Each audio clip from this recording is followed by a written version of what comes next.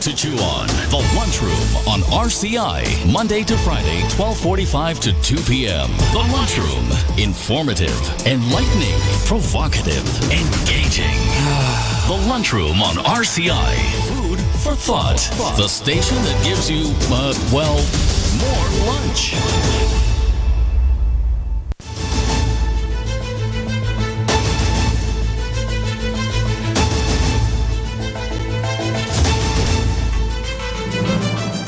Good afternoon and welcome to the Lunchroom on Radio Caribbean International. It's Wednesday, midweek, January the 24th, 2024, and this is program number 1127 of the Lunchroom. I'm your host, Calix George Jr.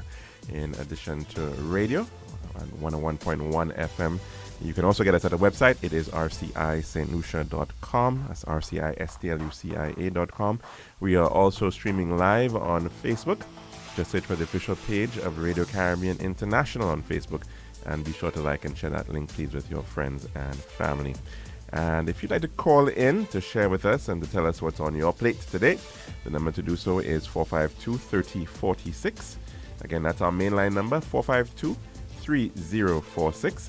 And you can also message in to our WhatsApp platform.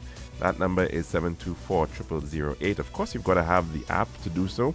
And the number again, if you want to call in or message in, is 724-0008. Some birthday greetings today going out to Miss Fran Solomon. Happy birthday to you, and wishing you an absolutely fantastic birthday celebration. And also sending birthday greetings out to Mr. Sergio Joseph, who celebrates his very special day today. Happy birthday to you as well. And for some football fans out there, today's also the birthday of Luis Suarez, and that Uruguayan footballer turns 37 today. We also want to send out condolences to the family of the late Mrs. Mary Eulalie Jean, who's going to be buried today, funeral today, at the Leclerc Church.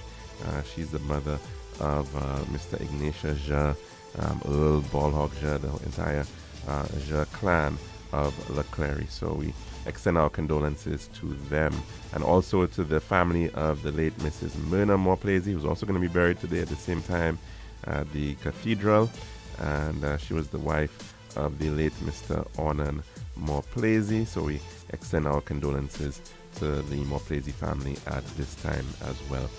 A bit of history for today. In the year 1857, the University of Calcutta was founded as the first full-fledged university in South Asia.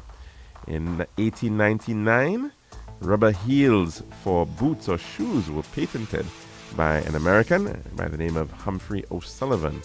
1908, on this day, January 24th, saw Lieutenant General Robert Baden-Powell publishing his book entitled Scouting for Boys, as a manual for self-instruction in outdoor skills and self-improvement. And that book becomes the inspiration for the Scout movement. And in 1984, on this day, a bit of tech news, Apple Computer Inc. unveiled its revolutionary Macintosh personal computer. And that was done in a Super Bowl TV ad directed by Ridley Scott. And we now move on to our dish of the day.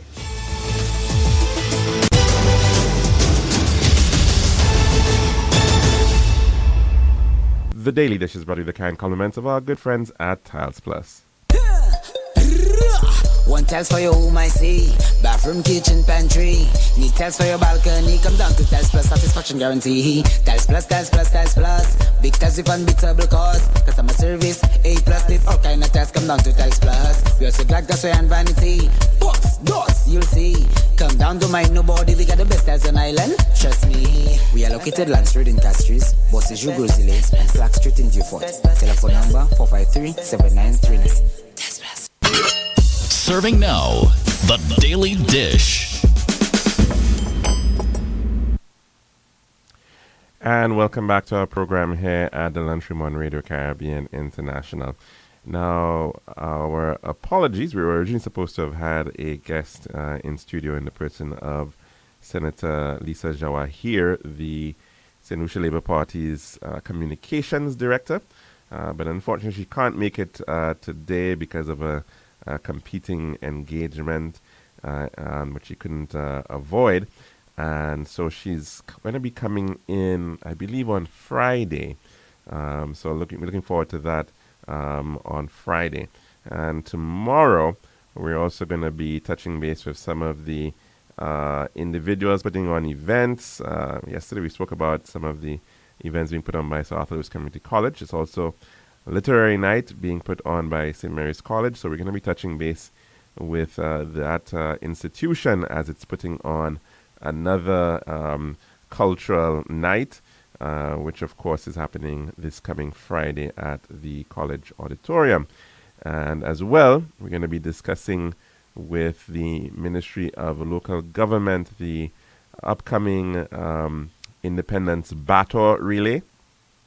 And that has certainly become a staple of independence celebrations here in St. Lucia.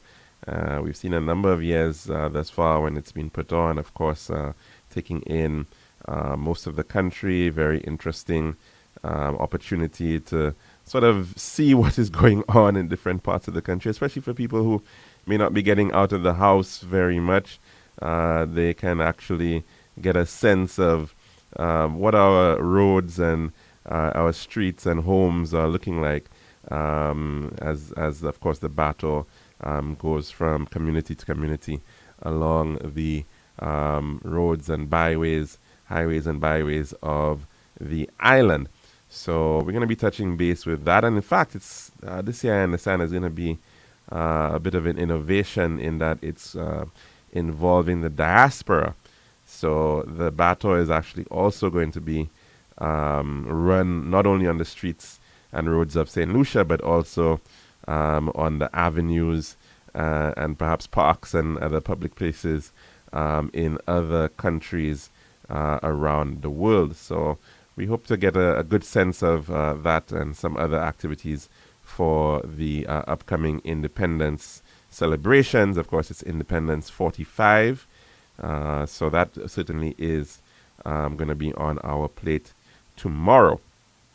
Now, as we mentioned, roads, that of course continues to be a major topical issue on some talk shows, and the matter of the road conditions seems to be one which lots of people are expressing some concern over. And I think it's always a very interesting thing. I mean, it's hard to judge these matters, really and truly, because we've for pretty a long time have had poor road conditions in St. Lucia. And of course, it goes through different phases. We see sometimes some improvements here and there, and then of course, depending on the how the age of these roads, over time, of course, they sometimes will get to the point where they need significant rehabilitation. And I think it's fair to say that, of course, we're seeing, in particular, certain roads, our arterial roads, our major national roads, wanting attention. That is partly because a number of these roads were actually done over 20 years ago, or somewhere around that period, somewhere between 15 and 20 years ago. And they're getting to the end of life, or are at end of life.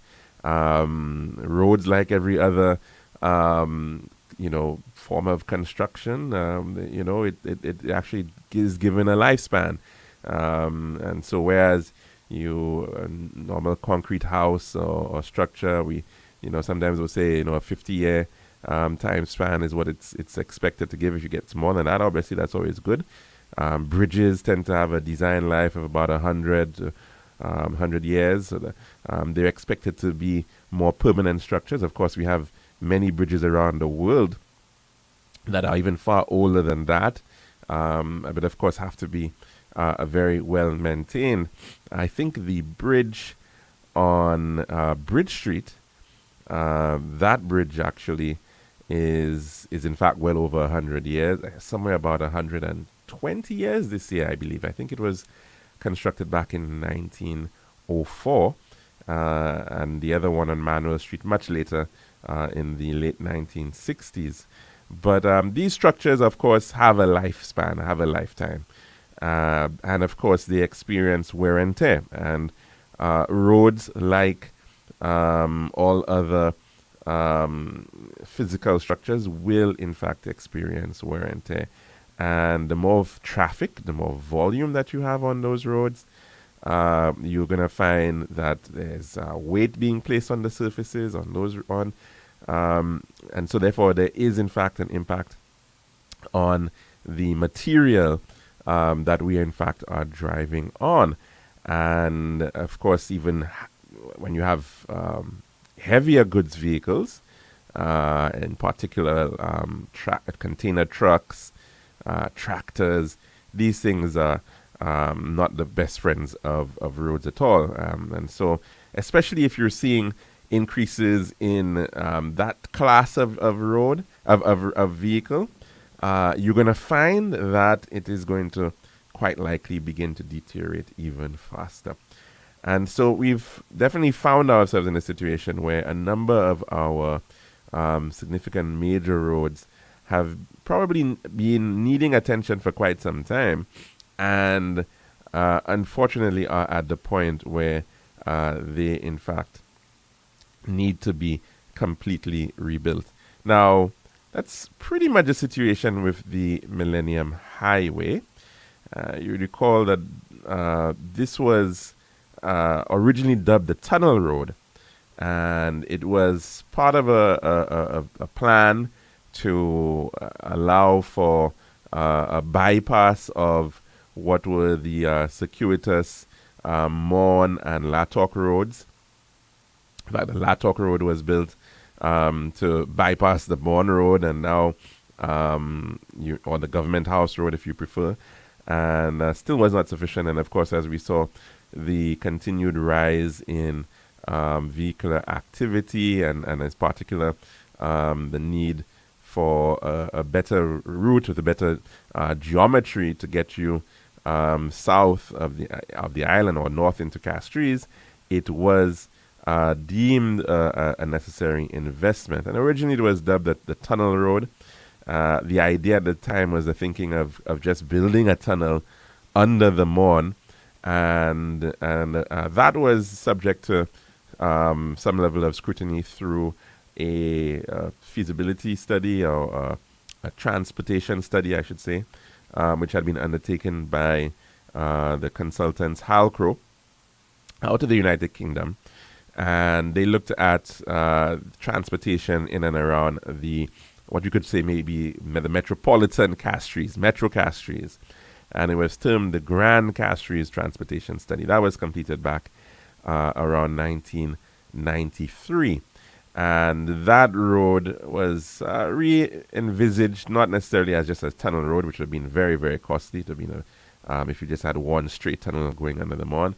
It was really redone as a sort of a coastal road, and with two tunnel elements under the Latok Ridge as well as the Kubari Ridge.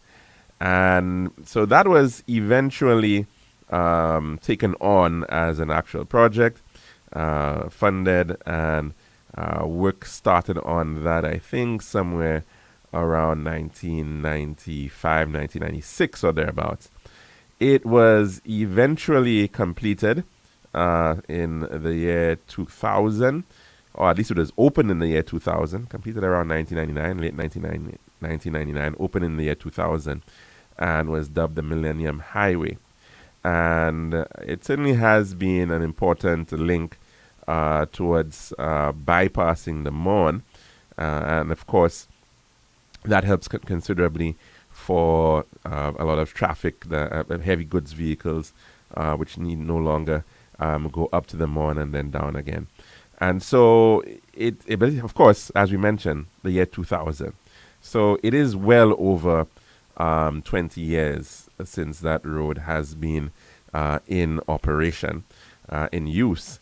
And even before that, certainly in certain sections, we've seen some deterioration, issues perhaps with aspects of how the construction methodology at the time was built by C.O. Williams back then.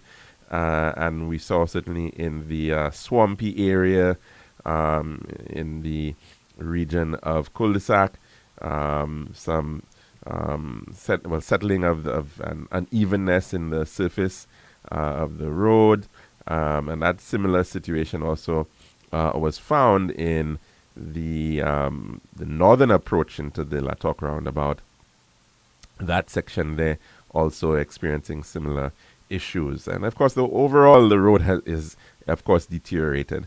And in the year, it was supposed to have been redeveloped for some time now, or surfaced at least. But what we then found, of course, is that it became part of a new project, which was dubbed the Millennium Highway and West Coast Road Rehabilitation Project.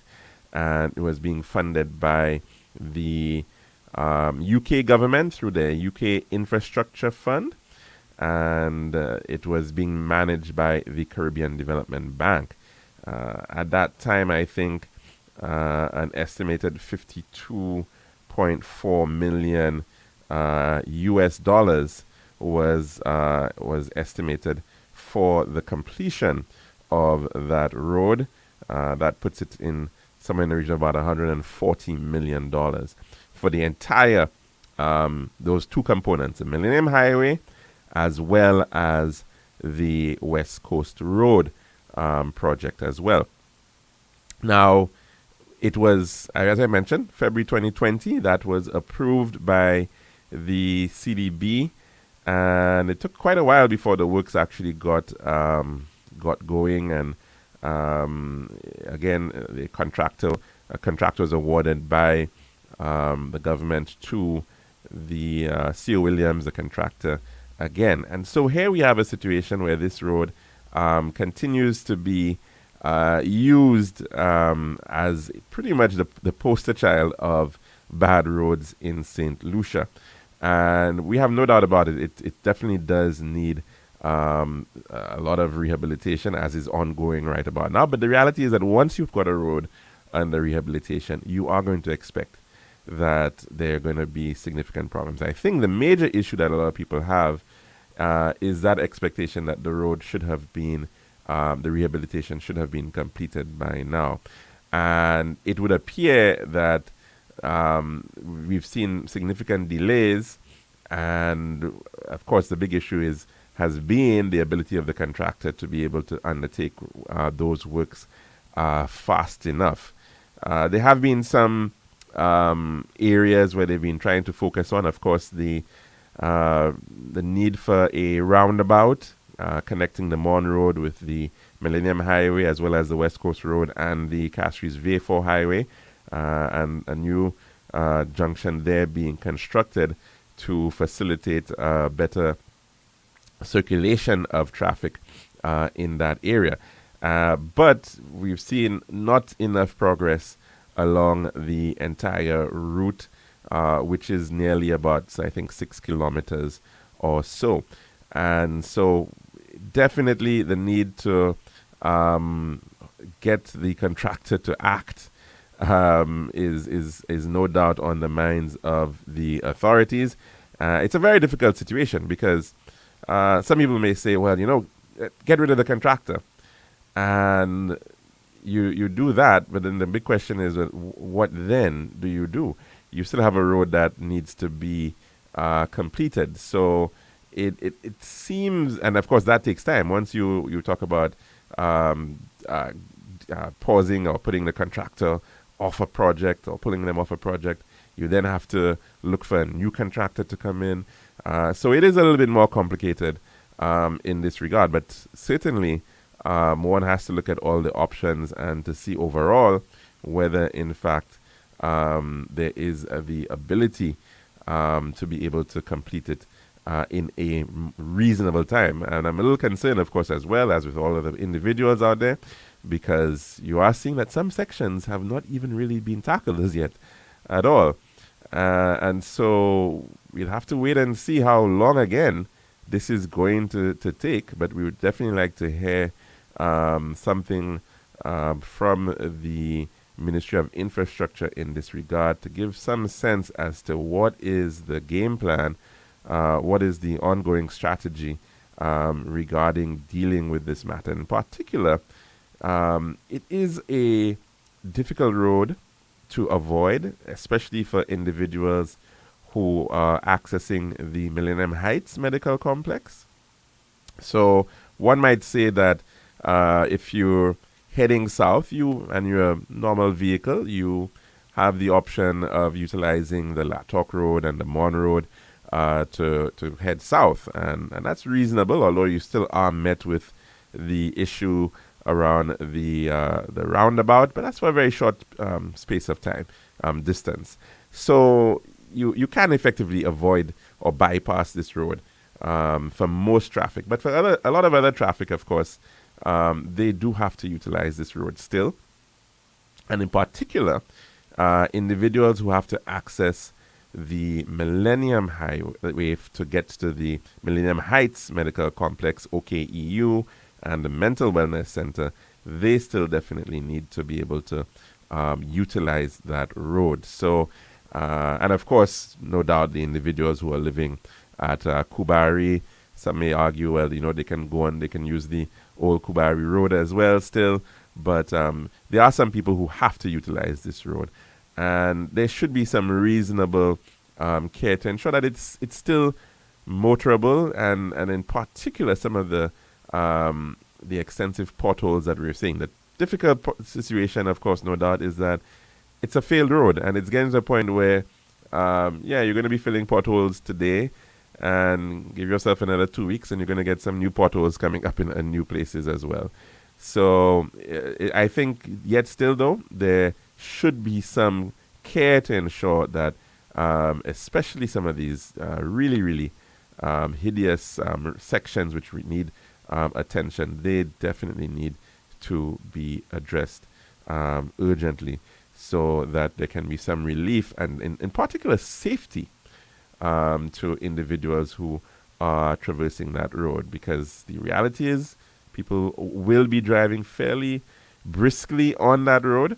It's designed for speed, you could say, a certain speed design, and it therefore means that those potholes become even more dangerous in such circumstances. So that's our dish of the day. When we come back, we're going to be taking in your calls, and very shortly after that, also heading to our weather report. This has been The Daily Dish.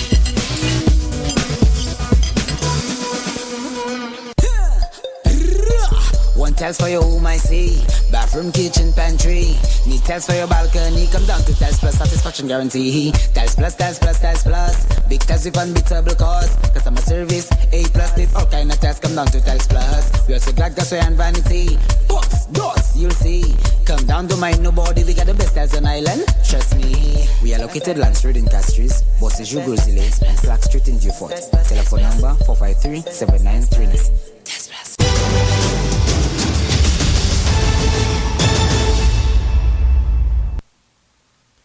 And welcome back to the lunchroom here at Radio Caribbean International. The number to call in to tell us what's on your plate today, it is 452-3046. Again, 452-3046.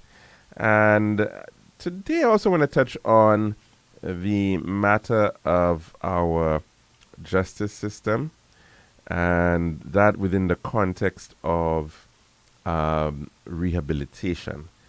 And part of the system that we have right now is one which effectively treats individuals, once they have been found guilty of a crime, almost as if they are individuals who should be banished, individuals who should be treated almost less than human. Sometimes there's that attitude placed towards criminals, and we somehow see them as almost evil individuals. We don't seem to think that there should be any reasonable treatment of them. And that has been a very unfortunate premise that we quite often see when we talk about our justice system. That, of course, is not a very hopeful situation, because at the end of it all, the vast majority of people who end up in a correctional facility, in the Bordelais Correctional Facility, they will end up coming back out into society at some time. And they also will have to continue to exist in a society. And we've seen many countries around the world having to look at this issue of really what is the proper treatment for dealing with crime. The United States of America, for instance, is very well noted to being one of the countries that has one of the highest incarceration rates in the world. And it in fact is the largest prison system in the world right about now. In the United States of America, there are upwards of 2 million people. Yes, that's right. Upwards of 2 million people in prison in that country. It's a country of 300 million people, yes, but the tendency, 330 million or thereabouts, 340 maybe one might say, at this point in time, that works out to be about 0.6% of the population of the United States of America is in a prison. And that's more people than in China, than the number of persons incarcerated in China. Now, of course, China has in the region of nearly 4 times the population of the United States of America. And they have in the region of about 1.7 million people in their prisons. So even though the United States of America is 4 times, it's a quarter of the population of China, it still has more people in its jails, in its prisons than China. It is a very, very high incarceration rate, somewhere in the region of, I think, 629 persons per every 100,000 of their population. And so it really is. Now, when you look at St. Lucia, I should point out, we, relatively speaking, also have a pretty high prison population. It's estimated, well, from recent data, we have over 500 people in our prisons. That fluctuates somewhere between 520, 530, 550, thereabouts. But roughly speaking, our rate is about 270 persons per 100,000 of the population. So you could see that it's certainly not as high as the United States of America, but it's almost half that of the United States of America. And you can compare that with countries that are way down, and some of those like countries like Germany, for instance, and countries like Ireland, a lot of European countries, their rate somewhere about 100 or less than 100 in some instances. Switzerland, for instance, is 73 per 100,000. Sweden, 73. Ireland, 75. So even in our case, we're speaking about a prison incarceration rate somewhere in the region of 3 times that of what actually exists in much of the developed world. Now, some may say, well, that is a result of having very high crime rates.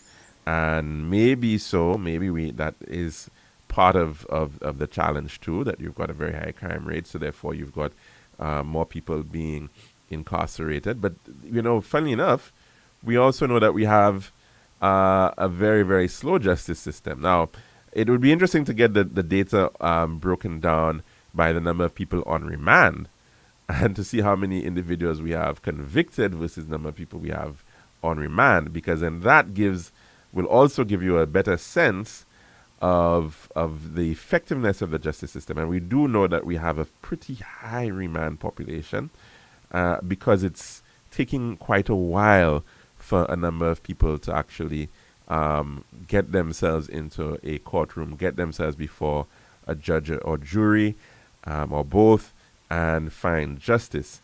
So this issue of incarceration certainly does not, or just sending somebody to prison, so to speak, certainly does not solve crime. It does not address crime. For some people, you may think it puts it on pause, maybe. We get some sense of safety by thinking that individuals are put behind bars. But the truth about that, though, is that it has to be more than that traditional thinking of dealing with criminality. Now, we've got a very interesting piece to share on that matter. It's a TED Talk that was given, but we'll take that in after we actually take in our weather report. So we take in our weather news first, and then get to that piece. Island style, yeah. We got the time to make you go. We got the time to make you say, yeah. We'll have to make the right choice. Island style, whoa. We got the time that will make you happy. Island style, oh yeah. We make your dream come alive in island style. We have tiles and thin sets, pieces and ground. Everything you need to sort the house out. For the best price and the latest style, take a little drive down to Island Style Car. We got the time to make you go. We got the time to make you say, quality, price, service, choice. It's all an Island Style. Visit us at our showrooms in Belarus, Rodney Bay, on the John Compton Highway, Cass Street, and behind Ruby's Gas Station on the Library Viewfort Highway. Or call us on 450-452 or 453-TILE. Island Style Tile and Bath. When you think tile, think Island Style.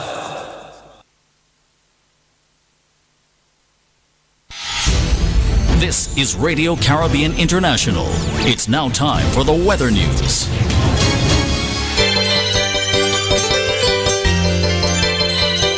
And that's what, of course, on 1.1 is now for your it's now time for your weather report as of 12 noon today, presented by Island Style Tile and Bath. The forecast for Solution Valley for the next 24 hours.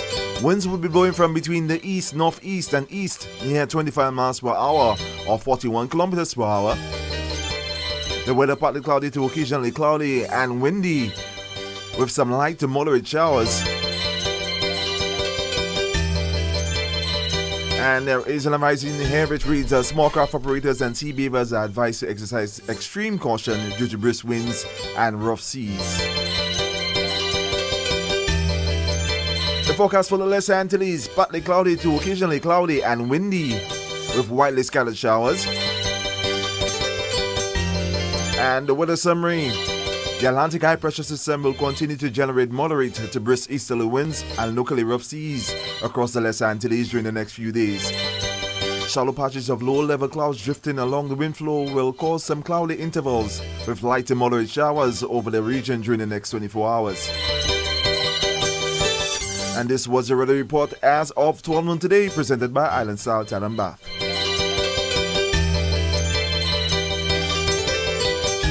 This has been RCI's Weather News. For more information, call the Weather Hotline at 454-3452. RCI 101 number 1. Island style, yeah. We got the time to make you go. We got the time to make you say, yeah. We'll have to make the right choice. Island style, whoa. We got the time that will make you happy. Island style, oh yeah. We make your dream come alive in Island style. We have tiles and thin sets, pieces and ground. Everything you need to sort the house out. For the best price and the latest style, take a little drive down to Island Style Car. We got the time to make you go. We got the time to make you say, quality, price, service, choice.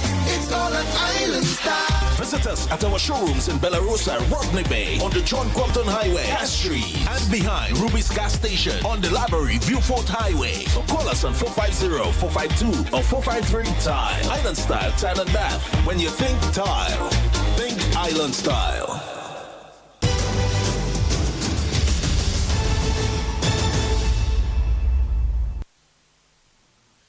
And welcome back to the Lunchroom Air at Radio Caribbean International. And of course, As I mentioned, we were just discussing the matter of our justice system and the issue of our policy with respect to prisons and corrections.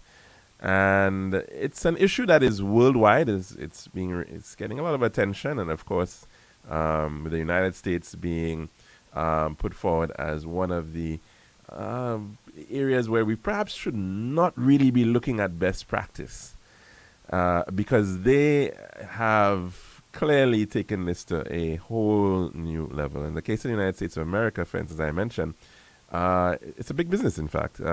You're speaking of nearly $50,000 US dollars spent per prisoner in the United States of America. And you can do the math and figure out that when you're speaking about nearly 2 million people being incarcerated, that's $100 billion that you're speaking about being spent on keeping people locked up. In the case of St. Lucia, we thankfully don't spend as much, but obviously our means are very different. We spend somewhere in the region of about 12 million EC dollars for our system, our prison system. And in the case, and that's so roughly that works out to be about $21,000 per person incarcerated. Of course, that will fluctuate as time goes by. Some may argue, of course, that the issue is not just about spending, but what you're actually spending on. And the big question is, are we doing enough in terms of rehabilitation of individuals within our system, in our prison system? And there's a very interesting TED Talk, which comes out of the UK. Now, of course, you know that TED has a number of different areas where it runs. This one was run by the London Business School, and it's a young lady, actually, who is a grad student there, and her name is, I'll get it for you just shortly, Bailey Aaron. And she was speaking on the matter of what if being soft on crime is good for society? What if being soft on crime is good for society? Let's take a listen to this pretty interesting piece. Of course, a lot of the references here are based in the United Kingdom, but the message, I think, is pretty important.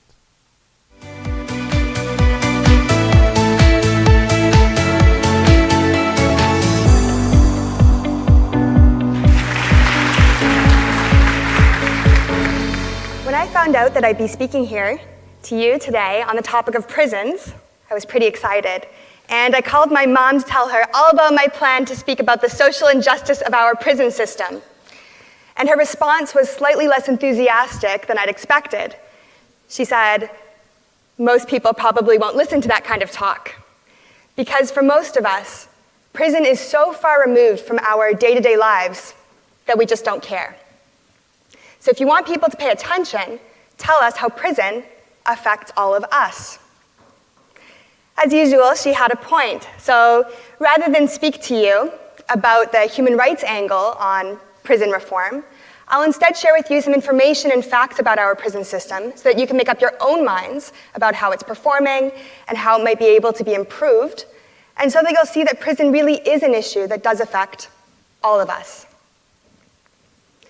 I'd like you to imagine that you had £1 million to invest, and you chose to invest it with me, and I lost half of it. And you had another £1 million to invest, and you gave it to me again, and I lost half. Not a great investment strategy. But that's pretty much what we're doing with our prison system, except that the stakes are exponentially higher. Every year, UK taxpayers spend £2.8 billion on prisons, thinking that they'll lower crime. And every year, 45% of people leaving prison reoffend. And we continue to do the same thing every year, despite getting the same poor results. The bottom line is that our prisons are highly ineffective. And the question that comes to my mind is, haven't we come up with anything better? And if not, why not? To begin answering this question, I thought it would be helpful to provide some background information on prisons. Where did they come from and who's in there? As I'm aware that, unlike me, most of you probably don't Google prison every day. While it may seem like prisons have been around for a very long time, they're actually a pretty new concept. The establishment of the modern-day prison, a secure criminal rehabilitation center, is only 2 centuries old, from the 1800s. Although the theory underpinning these prisons is much older, dating back to a 2,500-year-old premise from Plato that we could both punish and reform at the same time. When you think about it, the notion that you can both punish and reform at the same time is slightly contradictory. It's like the classic carrot and stick argument, except suggesting that you can give people both the carrot and the stick together and achieve the same results. So it's not too surprising that almost immediately after the first prisons were created to both punish and reform prisoners, a debate broke out among the general public about what was the right balance. The pro-punishment group argued that prisons were too soft. They should be harsher to punish prisoners for wrongdoing, for breaking the law, for harming victims, and deter them from committing future crimes. Scare them straight. Prisons should punish more. The pro-reform group argued the opposite. Prisons are too harsh. It's enough of a punishment to lose your freedom and be separated from society. Beyond that, prisons should be humane institutions of moral instruction and rehabilitation, and should correct the behavior of prisoners so that once released, they'd be model citizens. Prisons should reform more. It's been nearly 200 years, yet as you can see from these recent newspaper headlines, the debate on whether prisons should punish more or reform more really hasn't changed that much. What has changed is who's in our prisons. Today, there are about 85,000 prisoners in the UK.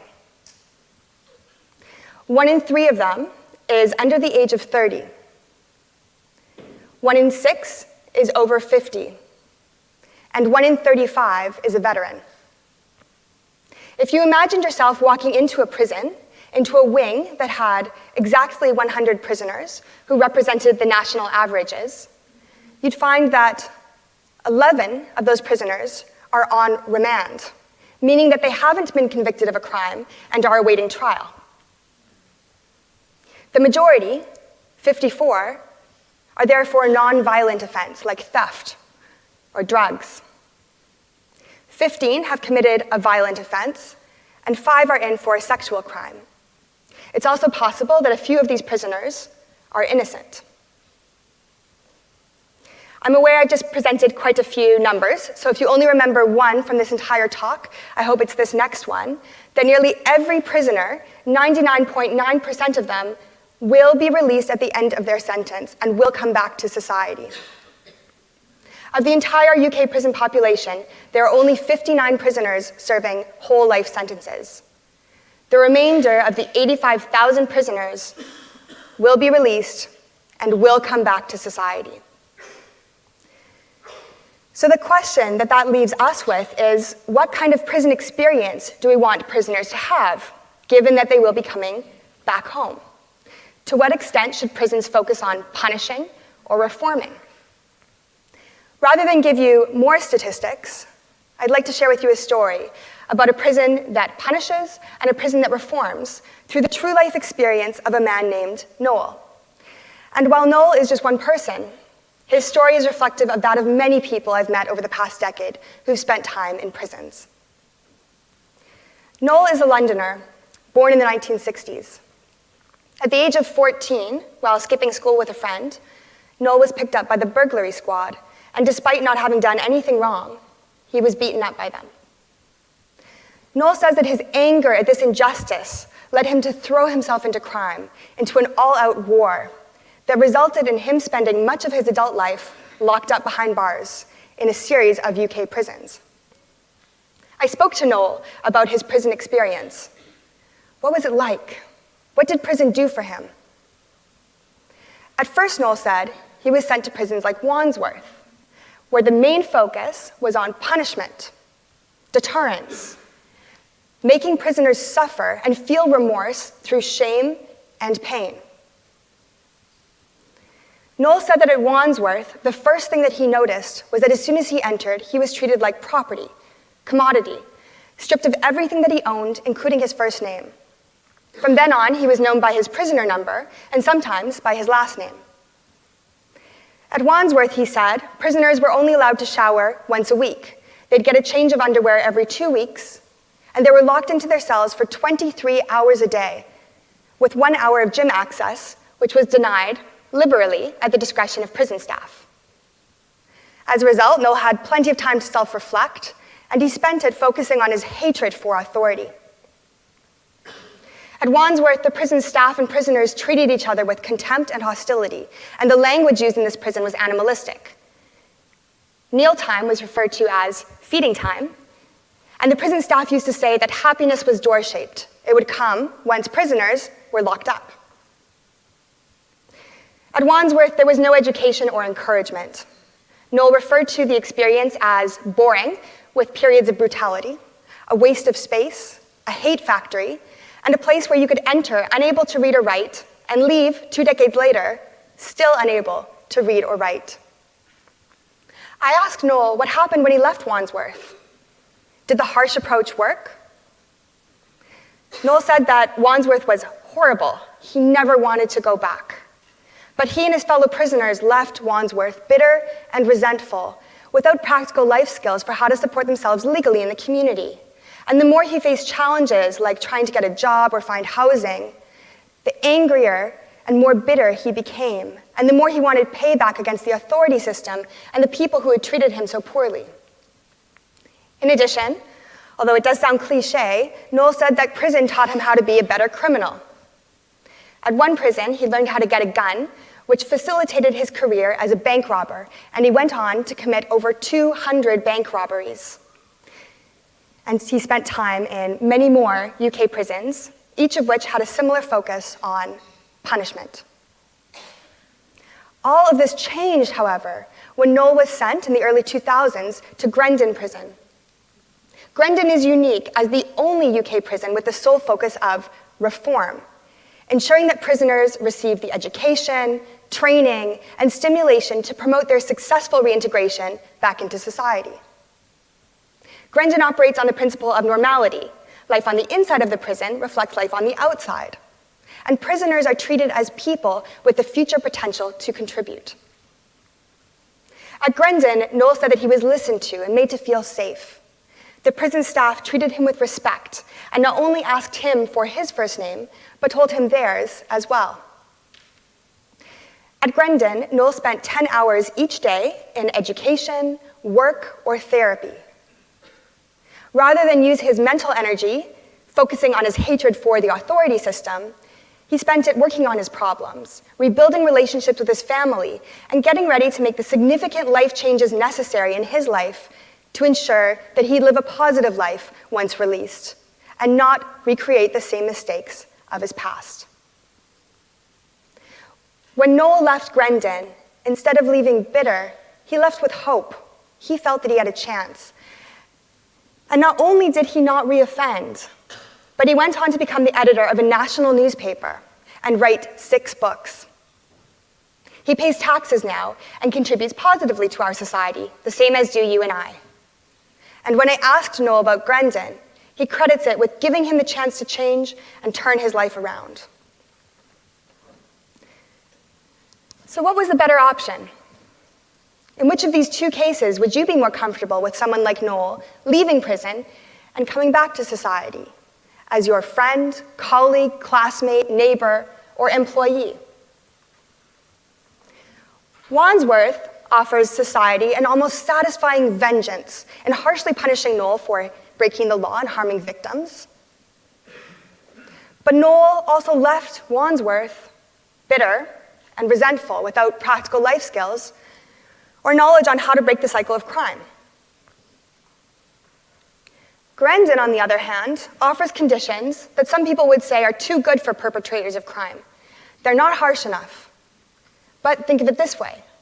Noel left Grendon with real potential to live a positive life on the outside, real potential to live a law-abiding life, real potential to pay taxes, all of which indirectly contribute to your own well-being through lower crime and lower tax.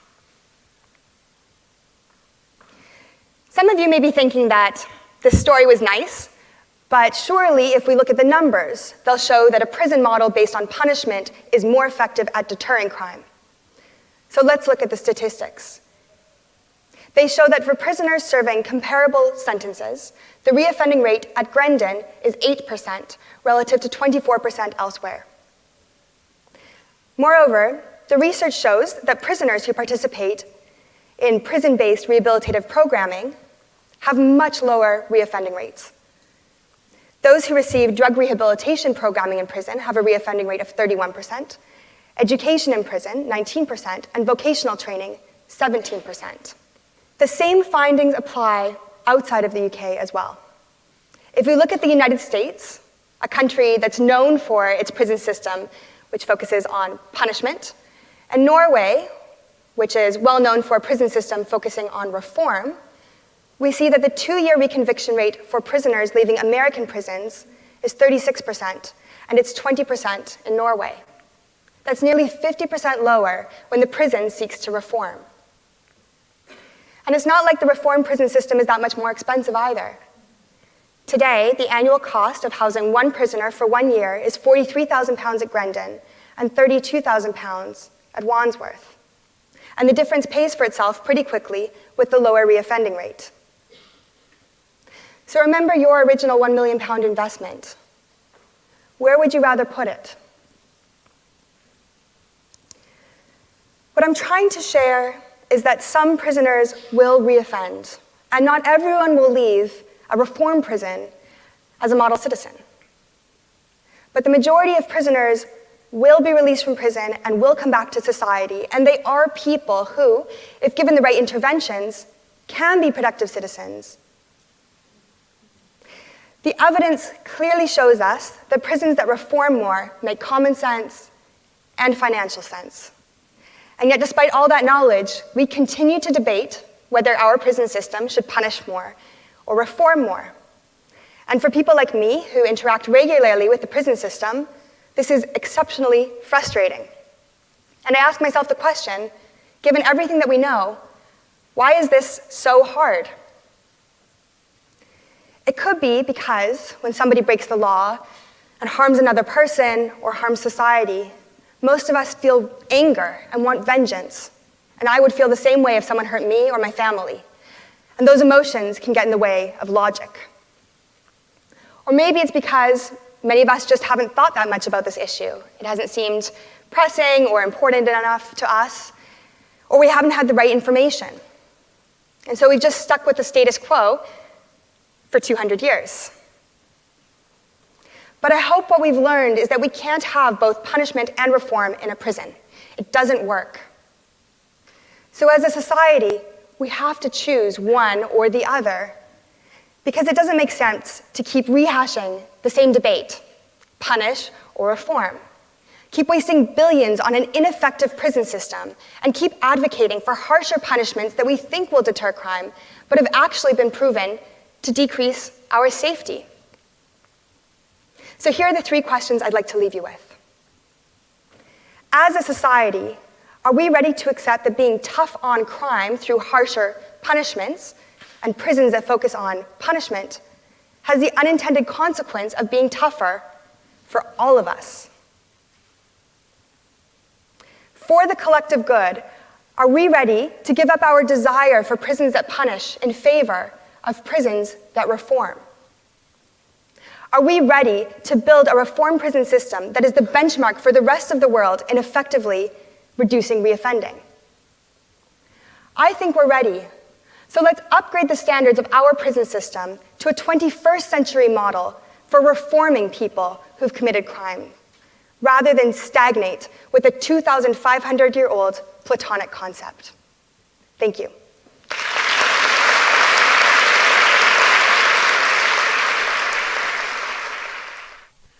Yeah, and that there was a TED Talk by Bailey Aaron, a Harvard-Cambridge grad, speaking at TED London Business School on the whole matter of whether it's good to get soft on crime.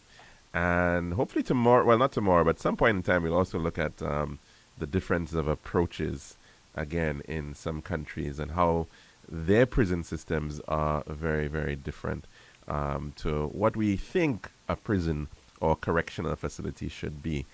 In the case of St. Lucia, for instance, as I mentioned, we spend about $12 million on prisons every year. That's roughly the operating cost of what you're talking about.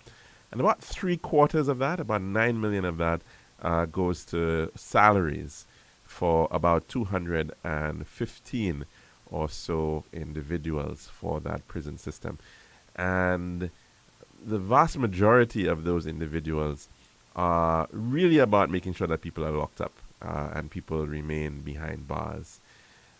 Only 20 of that 215 in that count is actually dedicated towards rehabilitation. So we do have people who are social workers. We have got 2 social workers, I think 4 remedial teachers. We've got an industries manager, a catering manager, a few other people who are part of the system, but quite likely it is woefully inadequate to deal with the real challenge of individuals who, for lots of different reasons, have gotten themselves into the point of being convicted or found themselves in a remand situation. Many of them have already gone through very difficult interactions in the societal level. The system may have very well failed them. And the need for rehabilitation is very real. But the question is really whether we are, as a society, as a country, placing sufficient emphasis on the matter of rehabilitation. It certainly was a major move to be able to go from what was the Royal Jail to a more modern correctional facility with space and amenities. But the question is, therefore, are we actually utilizing that sufficiently and providing the manpower or the woman power, the human resources to be able to make that shift for many of those individuals who have found themselves convicted of a crime or waiting for judgment? Are we providing them with sufficient opportunities for reform and rehabilitation? So we'll be touching on that hopefully sometime again, but I just wanted to share that for you and for the listening public. And we'll be back again tomorrow, God willing, for another program of the Lunchroom on Radio Caribbean International. I'm your host, Calix Jr. saying goodbye.